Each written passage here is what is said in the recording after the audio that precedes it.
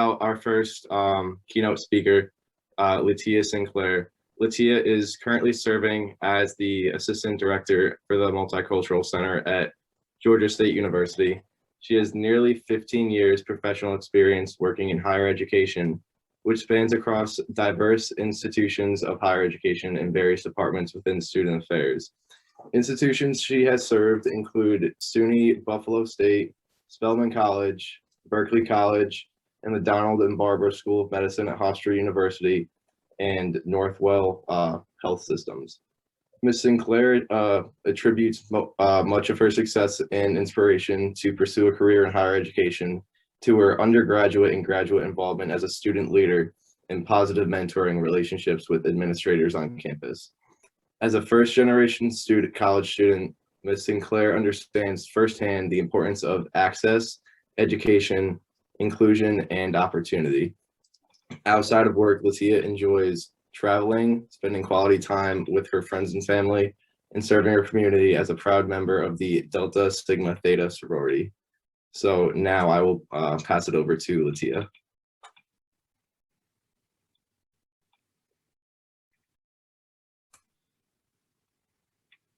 All right. Hi, can everyone hear me? Perfect. I think so. Perfect. Awesome. Thank you so much, Bob, for that wonderful introduction. It sounds so wonderful hearing you read it. I can't say that I felt as impressive as your introduction was. So again, thank you. Well, happy Saturday, folks. I am so thrilled to be here with you today for the Leadership Summit.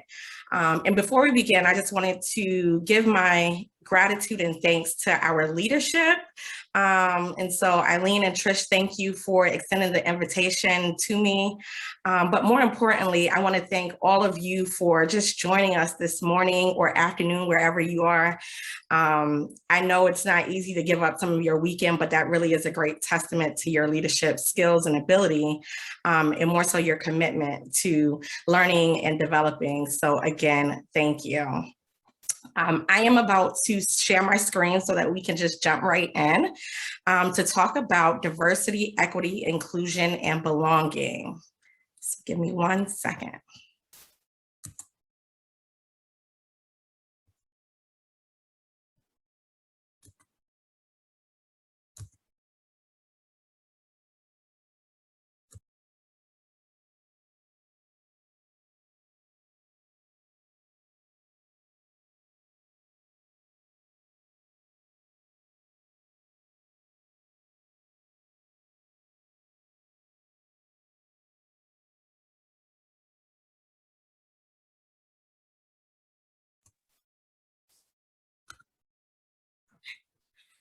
So now the first thing that we're going to talk about today is defining what diversity, equity, and inclusion is, and then going a little bit deeper into what belonging really means for you all as a student leader.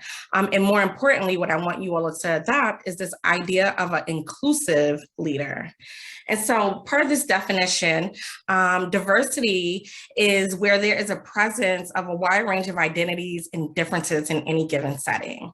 So a great example today is when they prompted us to say where we're from and what schools we're representing.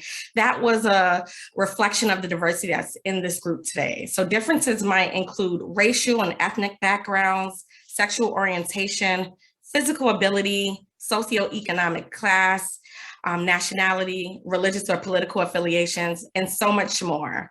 A lot of these identities are considered our big 8. However, there are other things like learning styles and choice of food, anything that really just makes you unique and particular to your social identities and how you like to show up in the world.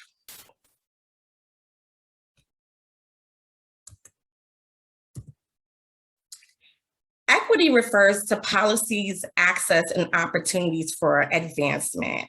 It should be noted that equity cannot be separated from the larger collective systems, including structural racism, privilege, and systemic bias. And so when you look at this picture here, you should be able to see that there are two individuals who are standing on the platform, and then you have two other individuals who need assistance. And so essentially, equity is ensuring that everyone has a fair opportunity to the same advancements and treatment. Inclusion means that people feel socially accepted, valued, and respected. Truly, inclusion is an effort or an action to make people feel like they are welcome regardless of those differences. And so for me, it's nice to say we have diverse representation, and we always want to keep equity at the forefront. But inclusion truly is the heart of what it is that all of us as leaders are responsible for. That is where belonging is truly rooted. And so we're going to kind of shift over into this idea of what belonging truly means as it relates to DEI. So belonging is the feeling of security and support. When there's a sense of acceptance, inclusion, and identity for a member of a certain group. Sense of belonging is a key predictor of well-being, engagement, and academic success. Students who feel connected are more likely to excel academically. And so I want to just pause for a second and have you all reflect on moments when you felt you belonged to a particular group or community, and also think about times where you may not have felt included and what those feelings brought up. And so I'm going to give you about a minute just to kind of reflect on a moment where you felt like you belonged, but also a moment where you felt excluded, and think about some of those adjectives and feelings that came out when you did not feel included.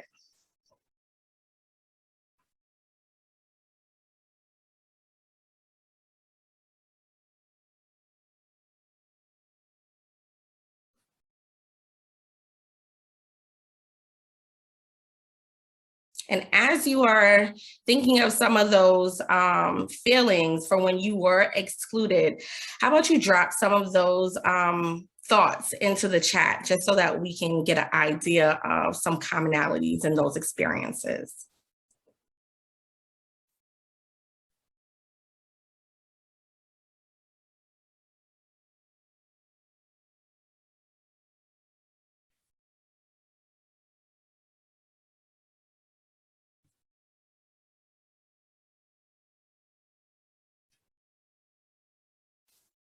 All right. And so I think about mainly coming to college for the first time could be a very isolating experience. It could be isolating because you left all your family and friends. It can be isolating because you just don't know how you're going to adjust to campus life. It can be isolating if you don't see other individuals who look like you or reflect the same values that you have. When we think about sense of belonging, we have to think about the security and support that there is for communities that we are bringing into our culture or our organizations. Each of us can make a personal commitment to increasing others' sense of belonging, because it should be, again, one of the top priorities for any student leader or any leader that's in any type of organization. So it is said that an inclusive leader makes a good leader, but what makes a leader inclusive? What makes people feel included in an organization? What makes them feel like they've been treated fairly and respectfully? How do they know if they are valued and if they belong? Many things, of course, can answer that question. Specifically, a lot of people think of organizational missions, policies, procedures, as well as community behaviors. And those are all true. But mostly it comes down to the leaders, to the people, and how inclusive they are.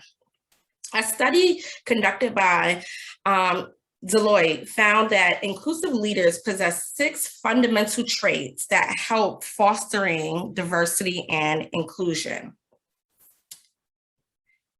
Those traits for highly inclusive leaders were curiosity, courage, cultural humility, consciousness of personal bias, collaboration, and commitment. So I'm going to go through each of those because I want you to think and reflect as we're going through this talk, which of the 6 C's of inclusive leaderships you possess. So the first one is curiosity. Curiosity simply implies that you have an open mind and that you're truly interested in how others view and experience the world. As an inclusive leader, you will ask a lot of questions, you'll take time to reflect, and then you'll also utilize time to have an exchange with others to get more insight, which goes into this idea of courage. When we talk about courage regarding inclusive leadership, then we mean both the bravery to speak, even when it's uncomfortable, and the humility to look inwards to recognize your own limitations and seek contributions from others to overcome them. The willingness to have courageous conversations about diversity, equity, and inclusion can take some people out of their comfort zone. However, inclusive leaders recognize that this is an exercise that, when applied, makes that muscle more stronger, despite the discomfort. With most things, this is something that individuals become more comfortable with as they continue doing it. And so again, you want to start with an open mind, and then you want to utilize that courage to not only challenge things that don't make sense or seem right or are not just, but also the courage to know that we are not all experts at all things. And so without having judgment or stereotype, we have cultural humility, which we're going into, to learn about others' cultures and the diversity in the world amongst us. The next one is cultural humility. So becoming more aware is critical to self-development, but awareness in isolation is not sufficient. Without humility and empathy, it is difficult for leaders to gain deep insight and to grow. Inclusive leaders have deep understanding of how their own culture impacts their worldview and how it influences their expectations of others. They recognize that no one culture is superior than another. They can adapt as needed, and they seek context to gain knowledge about other cultures and communities. By doing so, we confront some of our personal biases. And so having that consciousness of personal bias is another trait that highly inclusive leaders possess. It is critical and important for leaders to be self-aware and identify, understand, recognize, and correct their own biases. This can be done by using resources on campus, such as trainings and workshops. It can be done by doing your own independent research, as well as utilizing resources that may be on the web or even in the particular organizations that you serve. One of the things that I would recommend is the implicit association test that allows you to test your biases at a dozen areas and helps identify where your vulnerabilities lie so that you can think more intentionally about your decision-making. Additionally, when you are aware of these when you are conscious of these personal biases, it gives you an opportunity to lean in for understanding versus to quickly jump forward with the idea that you know everything about a particular culture. One of the ways that you can actually benefit from cultural humility and confronting some of those personal biases is collaborating with others. And so inclusive leaders create space where people are empowered to be themselves. They leverage innovation because of the diversity of thought and talent. And so this part is, I think, critically important because as student leaders, we want you all to recognize that there is a diversity of talent that's within your particular chapter, as well as the national organization. So how can you tap into some of that talent? How can you tap into those narratives and those life stories that can make some of your programs or your college experience even more enriched? The last of the 6 C's is commitment. And commitment was left to the end because it, to me, is the foundation. Inclusive leaders understand that cultivating a diverse and inclusive chapter and/or campus community takes time, energy, and commitment. It is not something that you can just learn and put away.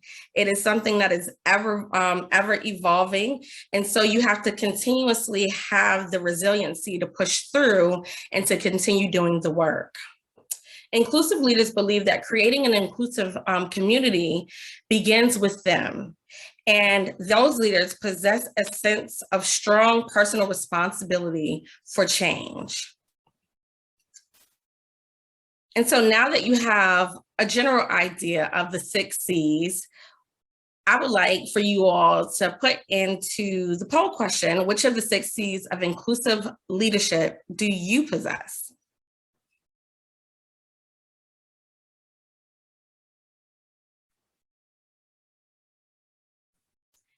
And you can absolutely feel like you have all of them, or it could be an area that you even want to work on a little bit more. So just share your thoughts in terms of what inclusive leadership traits do you feel you possess or that you wish to continue working on. Awesome. So I see based off of the results that a lot of you have chosen curiosity, which is amazing because again, that is the space to explore, the space where you're open to learning and growing and just having more understanding. The next one was commitment, and I love that.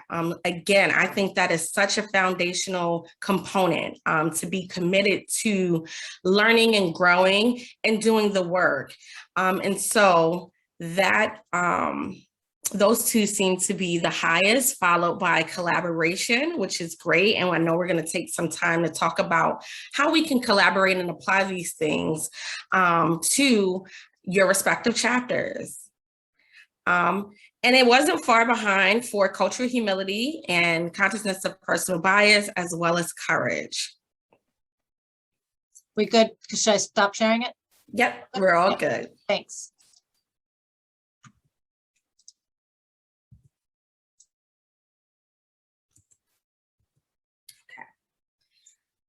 So now we're going to go into a quick checklist, which I call like a basic checklist.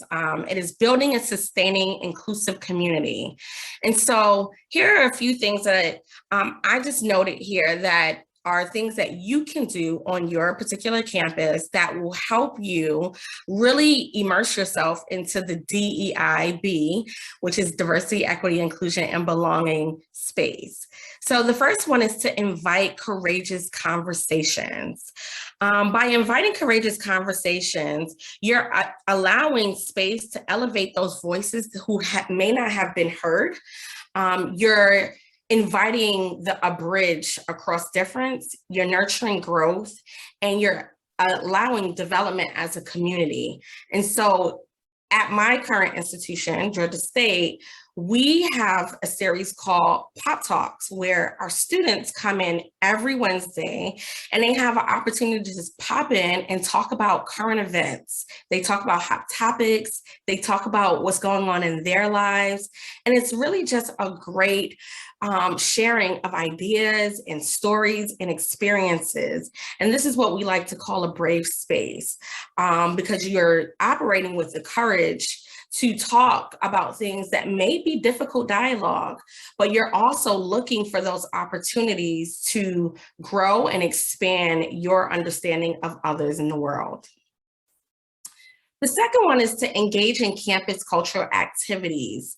And so from Heritage Month celebrations to lecture series and general programs and workshops, there are a number of ways to engage in cultural diversity on campus as well as off.